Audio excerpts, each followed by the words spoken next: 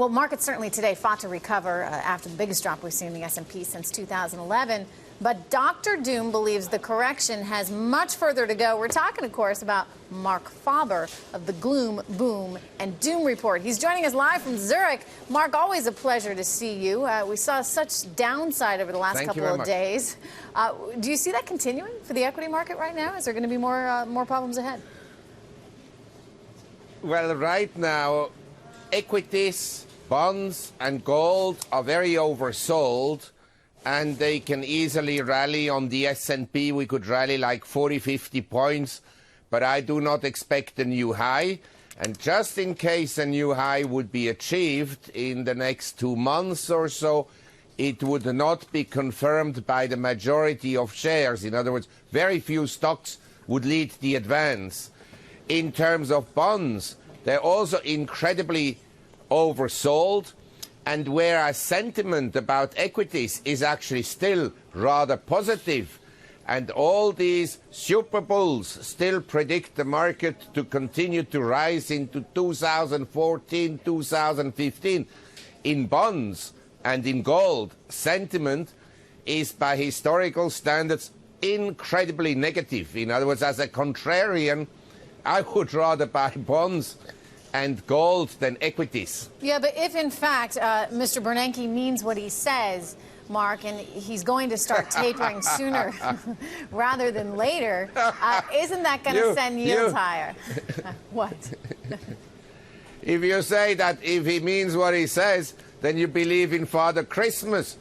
He said if the economy does not meet the expectations of the Fed in 1 year's time, they will consider additional measures. In other words, if the economy hasn't essentially fully recovered by mid-2014, more QE will be forthcoming.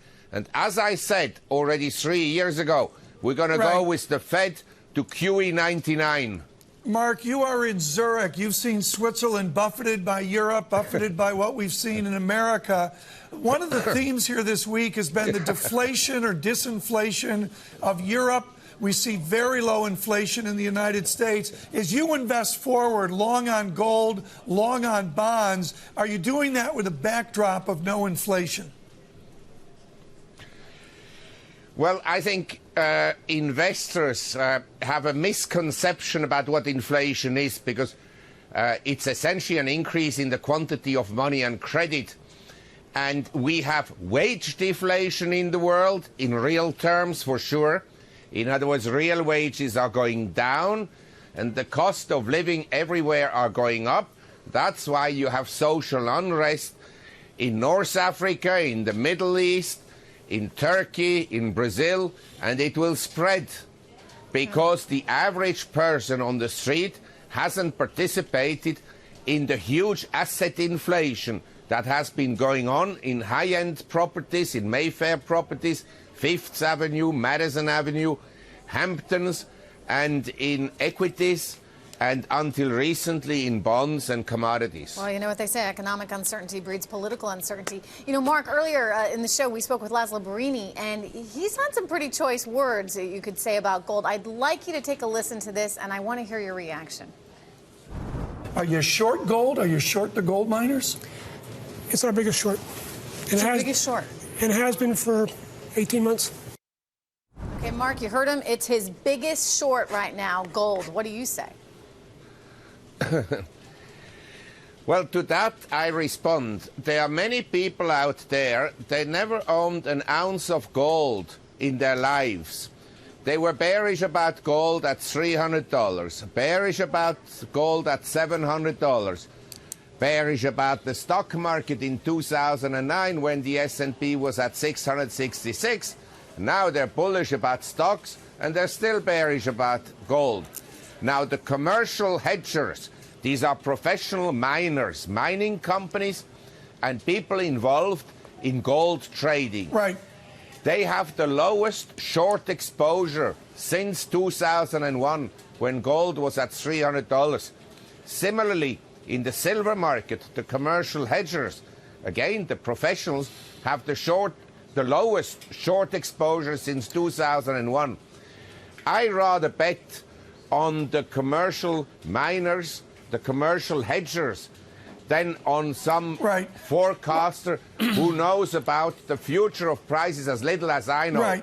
The only thing I know is that I want to own some physical gold because I don't want to be all my assets in financial assets. I want you to address the one-way play in America. I want to come out of the rarefied atmosphere of Dr. Faber. America has bought dividends and rising dividends. They're buying blue chip or good quality stocks, and they're going to hold them, and they're going to get dividend growth. That's a consensus play right now. What's wrong with that consensus play? Well, first of all, I believe that today we are talking about the global economy. The U.S. stock market has just about outperformed any other market around the world in the last 6 months to 12 months. We have big trouble coming into emerging economies. The emerging economies are not performing well. There's no growth at the present time. The Chinese economy, maximum is growing at 4% per annum. And we have multinationals in the S&P. Their growth and global growth came in the last 4 years from the recovery in the emerging world.